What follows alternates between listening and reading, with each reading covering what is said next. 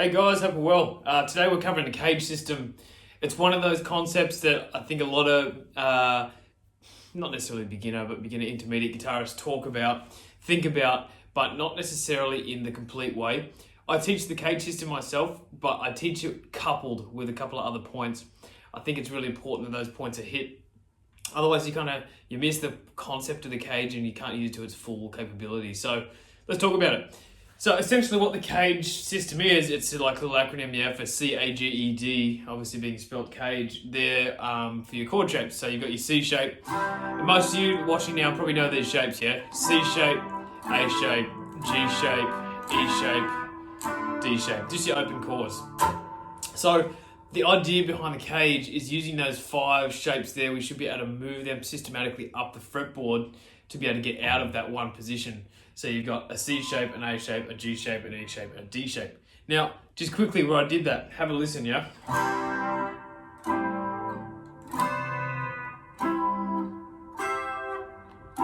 What do you notice? All sound the same. They're all C chords, every single one. So there's a C chord, here's a C chord, here's a C chord, here's a C chord, C chord, C chord. How does that work? Okay, so this is where I think a lot of people miss it. They look at a sheet online or whatever, and they go, okay, here's C chord in the C shape, here's C chord in the A shape, C chord in the G shape, C chord in the E shape, C chord in the D shape, C chord back in the C shape, plus 12. So that's the extent of it.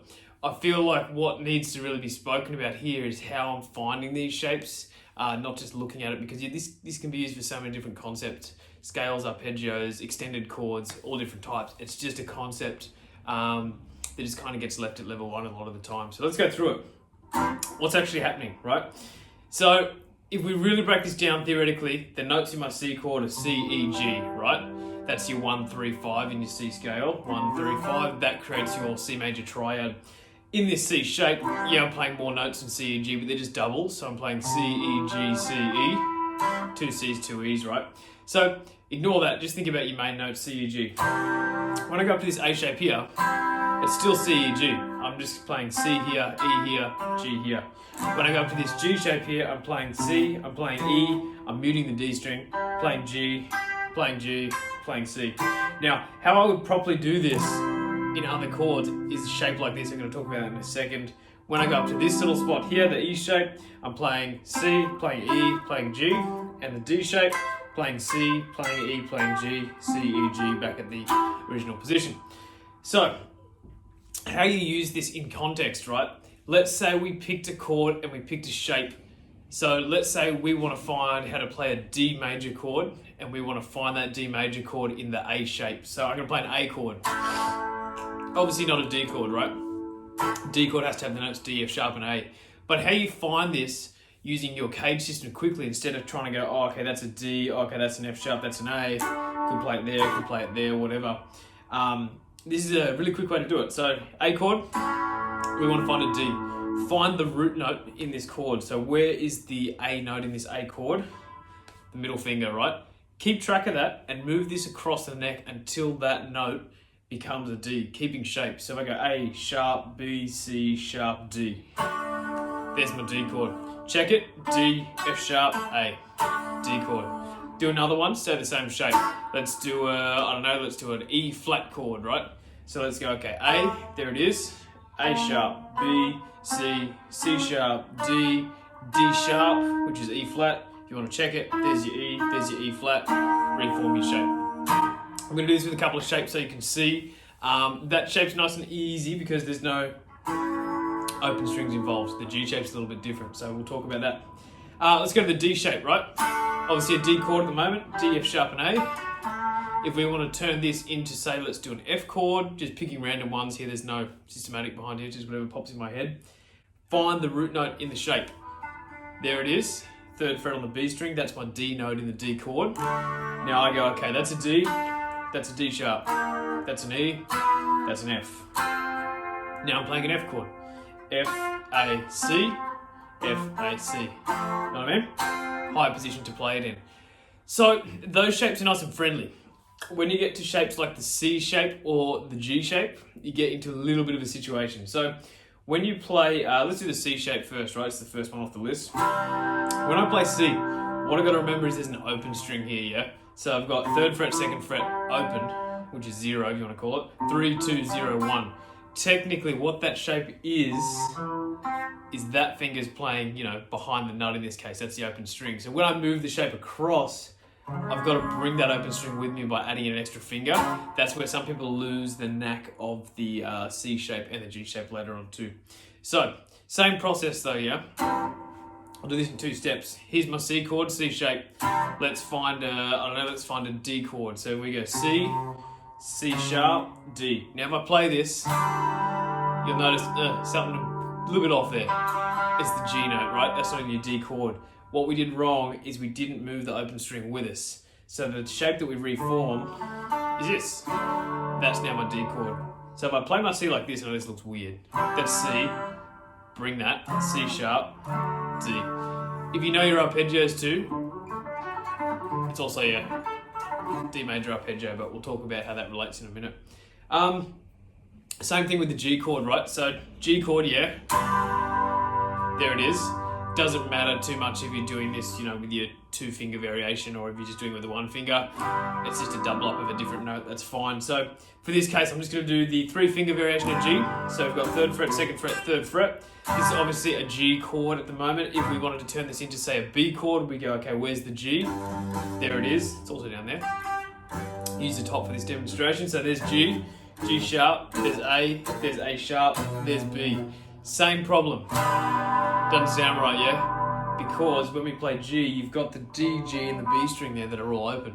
So technically what's happening there is that first finger's all the way back behind the nut, playing the opens. When you move it across, you've got to bring him with you. Now, when I play B,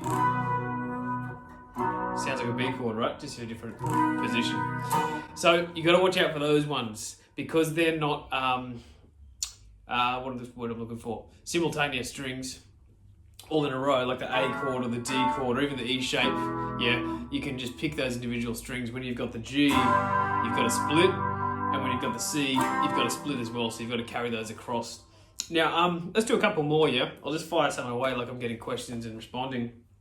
Okay, let's do the E shape. There it is. But let's find a C sharp chord. Pretty far away, yeah? So E shape, find the E note. There it is. Count up. E, F sharp, G sharp, A sharp, B, C, C sharp. There's a C sharp. There's the C sharp major chord. Now, you'll start noticing a lot of these CAGED shapes relate to bar chords some way. That's the middle voicing of your regular major bar chord shape off the top string. If we did the A shape, right? Let's find the same chord. Let's find a C sharp. So there's your A note, A sharp, B, C, C sharp.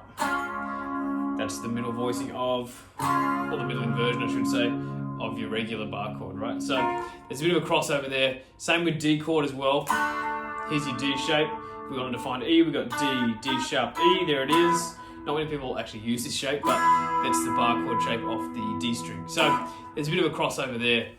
So I hope that makes sense when it comes down to finding chords across the neck. It just means if you're in a, like you're looking for a chord, you don't want to use your bar chord shape, you're just looking for a 3-note voicing, and you go, oh crap, I've got to find it quickly. I'm looking for an F sharp chord. You're looking for it somewhere higher up the neck.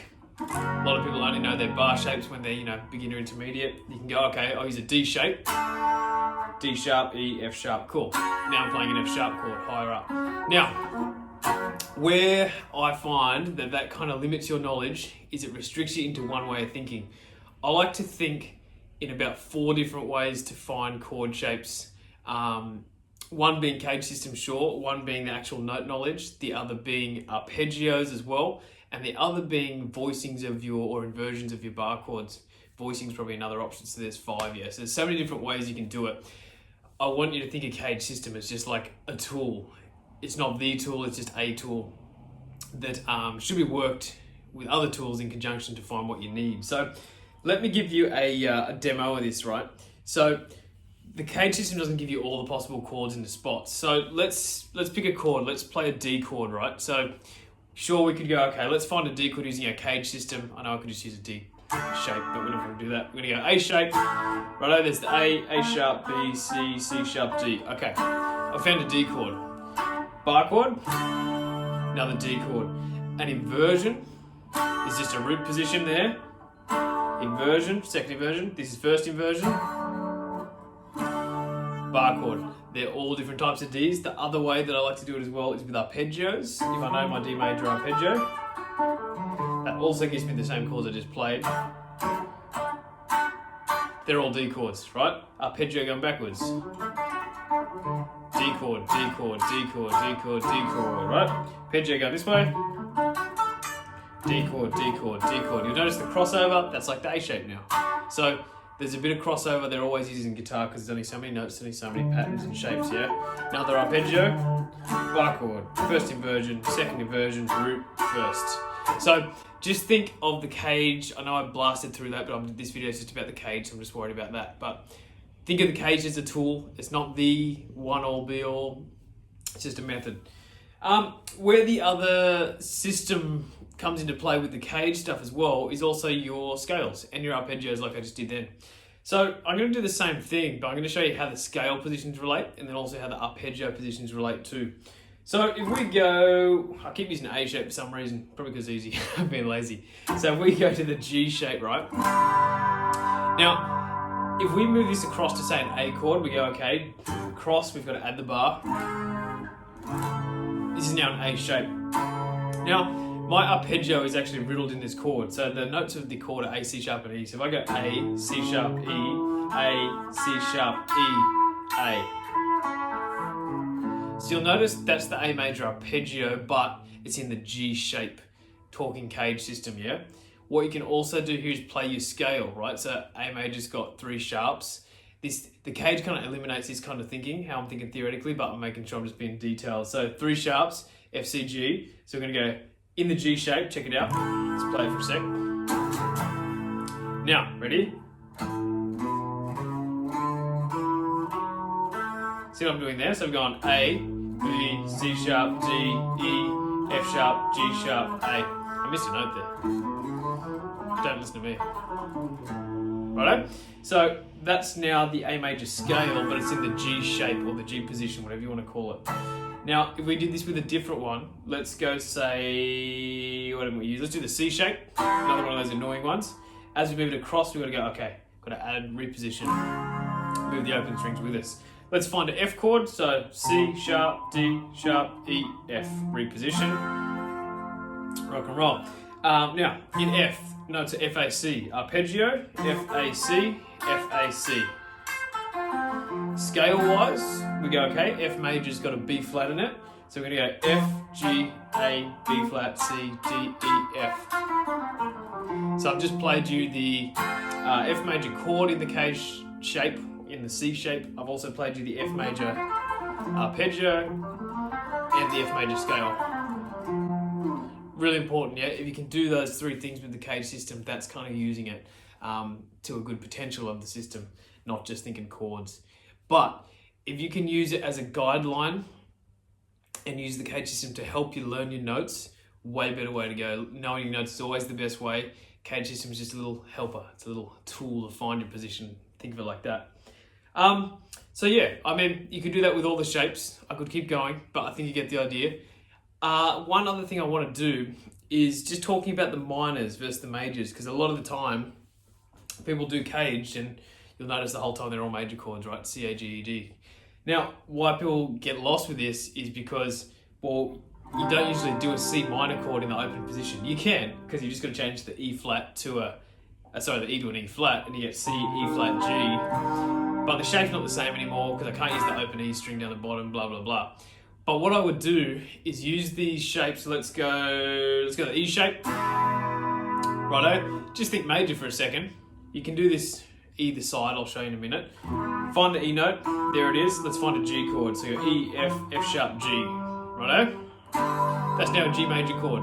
The difference between your G major and G minor is a flattened third. So in this case, it's this B note. That has to go back a fret. Now I'm playing G minor. Still in a CAGED shape, but what have I done? It's not E major anymore, it's like it's E minor. Know what I mean? So then, when we do that, that would become an E minor shape there. It works consistently throughout. If you're using D major, use D minor shape. What do we want to find out? We'll do an F this time, so D, D sharp, E, F. Minor shape, there it is. You know what I mean? And that is consistent with the arpeggios and the scales too. You've just got to adapt that third. In the minor scale, you've got to adapt the 6 and 7 as well, but I won't go that far today, just stick with the CAGED system. So I hope this helps. If you have any questions about the CAGED stuff, please leave it down below, because people come into it from different angles. There's different things online. A lot of the stuff online is like a quick fix sometimes. Some of the sheets that you see, it's like, here it is, here's the CAGED, you better play everything quickly, which is great, but I mean, the whole purpose of this channel is to go a little bit further than that and just to actually talk about the things that are underneath it. So I am still keeping this pretty simple, just based on CAGED, but main point is just use it as a tool. It's not the be-all end-all to find chords and shapes and positions, but hopefully this helps grasp an understanding of CAGED and gives you a bit of an unlocking of the fretboard higher up the neck and just gets you thinking a little different. So run with that, and I'll see you guys soon. Cheers.